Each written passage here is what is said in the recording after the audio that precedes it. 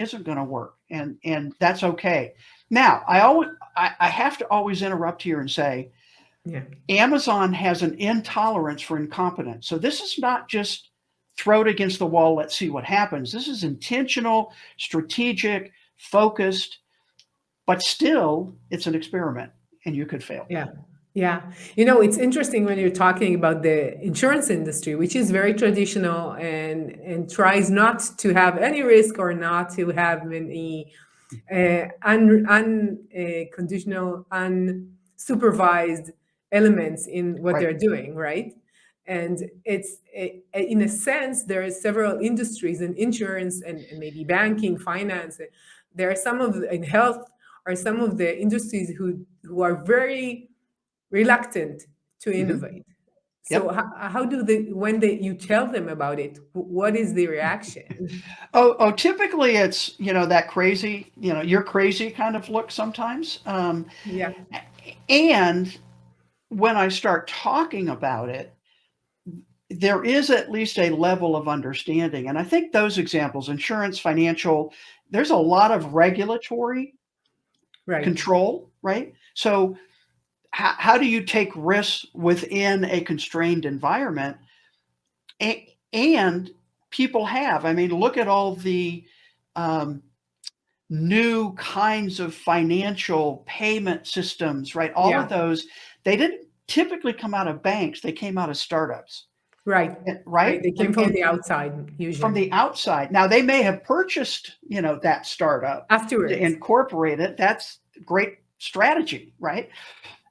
And you can still improve, you can still invent if you can understand the parameters that you're operating in and maybe even push a little bit against what's considered, the either the gray area or we can't do that. Yeah. So, and I think that's, honestly, from what I see, I think that's part of the message that you're trying to get out too is, right, Yeah.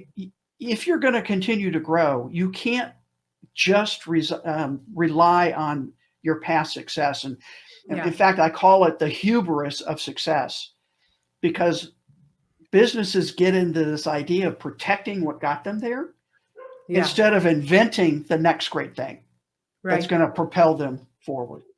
Yeah, and when you're thinking about the insurance company, the first company that comes to my mind is Lemonade. It's an Israeli Uh-huh. startup.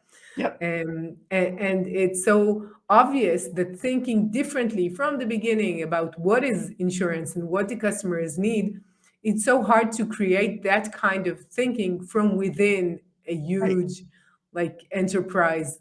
Correct. And And again, it goes back to that culture that's built of not taking risk. right. So you squash some of those ideas because we can't do that. Or certainly as a company gets bigger, their decision making process actually slows down. And that's another one of the principles that I talk about, which is high velocity decision making. At Amazon, they move that decision as far down as they possibly can to people who are qualified and competent to make those decisions. Yeah, it's another thing, the hierarchy, bureaucracy, all the processes within these older Correct. organizations is so hard to handle. It's so hard to change, and then they're kind of stuck this huge, like a vessel that Right. moving sea so slowly. And Yep. why do you think it's so crucial to become customer obsessed in your business and not just customer focused, as everybody's talking about? So in his original 97 letter, he really laid the foundation for how he saw Amazon growing, which again, think about it, 97, the internet, nobody really knew what it was yet, right? Right. And nobody knew you could actually buy things on the internet and get Yeah. them on your front porch. Well, Yeah. he saw the possibilities there. And so, several areas he talked about. One of those was that we at Amazon will obsess over customers. And I think that choice of word, obsess, is really interesting because again, as you said, I mean, businesses know they have to take care of customers. That's not Sure. a question. Yeah. But we talk about it in customer focus, customer service, customer journey, right? But when you obsess over customers, I think it's a different level. And that has been a theme, one of those threads throughout Amazon's history is total focus on the customer. So when you obsess over a customer, you understand their wants, needs, and desires so deeply, you can actually, his phrase, invent on behalf of the customer, even before they know they want it or need it. I mean, the Kindle is an example, right? Yeah. Completely redefined what reading a book looked like. But books have been around for 500 years.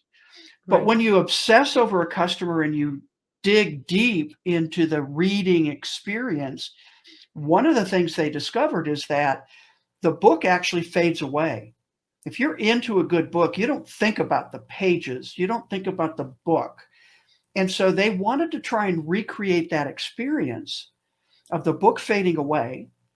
And one of the key objectives of Kindle was any book in 60 seconds or less, that you could buy any book. And that's the advantage of the internet, right?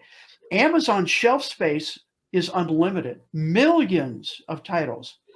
And their goal was 60 seconds or less to purchase and download that book and begin reading.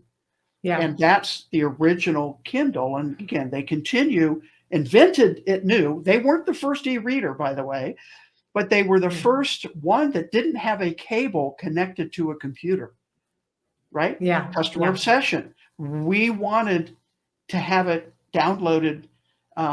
Cellular is what they used at no cost. I mean, crazy ideas from the outside. How can you do that? And customers seem to like it.